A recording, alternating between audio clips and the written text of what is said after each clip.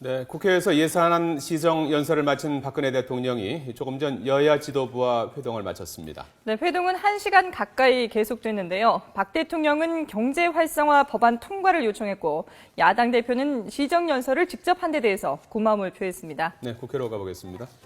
자, 박지원 기자. 네, 국회에 나와 있습니다. 네, 대통령과 여야 지도부의 회동 조금 전에 끝났다고요? 네, 그렇습니다. 10분 전쯤에 박근혜 대통령과 여야 지도부의 회동이 종료됐습니다. 당초 청와대가 예정된 예상한 시각은 11시 반쯤 이 회동이 종료되는 것이었는데 당초 예상보다 20분 정도 넘겨서 회동이 이어졌습니다. 현재 박근혜 대통령은 회동이 마친 뒤 바로 국회를 떠났습니다. 야당 지도부가 교체된 뒤에 대통령이 양당의 지도부를 만난 것은 이번이 처음인데요. 여야의 당대표와 원내대표, 또 정책위 의장 등 각각 3명씩이 참석했습니다. 김기춘 대통령 비서실장과 조윤선 정무수석도 오늘 배석했습니다. 네, 지금 오늘 회동에 그 별도 의제를 놓고 정해놓은 것이 아니라고 얘기를 했는데 어떤 얘기들이 오고 가는지 정리를 좀 해볼까요? 네, 정확한 회동 결과는 잠시 뒤 여야의 정책위 의장인 새누리당 주호영, 새정치민주연합 백재현 의원이 결과 브리핑을 할 예정입니다. 다만 이 회동 의제를 정해놓지 않고 여러 현안에 대해서 이야기를 한 것으로 알려졌습니다. 그중에서도 내년도 이번 후반기에 있을 입법 과제에 이 초점이 맞춰진 것으로 알려졌습니다. 박근혜 대통령은 이 시정 연설에서도 강조했듯이 이 공무원 연금 개혁안을 올해 안에 처리해 줄 것을 거듭 당부한 것으로 알려졌습니다.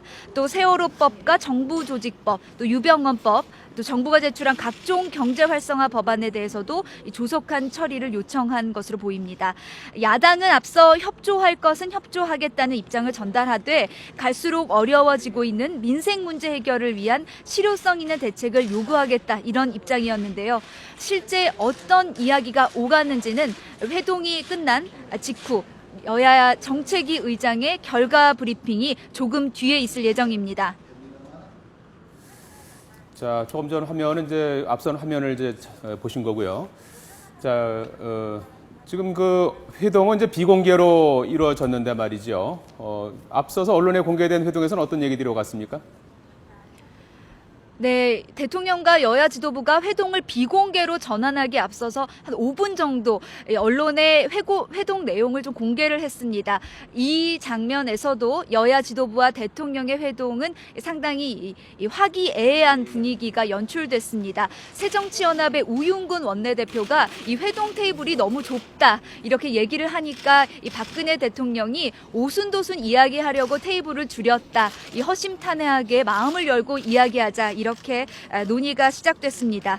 이어 박근혜 대통령은 국회가 국민에게 온기와 희망을 드렸으면 한다면서 내년도 예산안과 관련해서 경제 활성화를 최우선 순위에 두고 편성했다고 설명했습니다.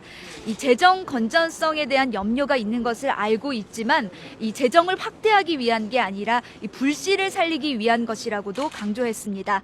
박 대통령은 이어서 세월호 특별법과 정부조직법, 또 유병헌법이 잘 처리되기를 바란다면서 FTA 비준도 서둘러 달라고 당부했습니다.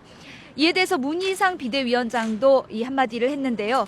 시정 연설을 직접 국회에 와서 해준 것에 대해서 고맙다는 인사를 전했습니다. 또 여야와 이 당대표, 원내대표가 참여하는 이 모임을 주선해 준 것도 잘했다고 말했습니다. 이어서 소통의 기회가 자주 있었으면 한다고 당부했는데요.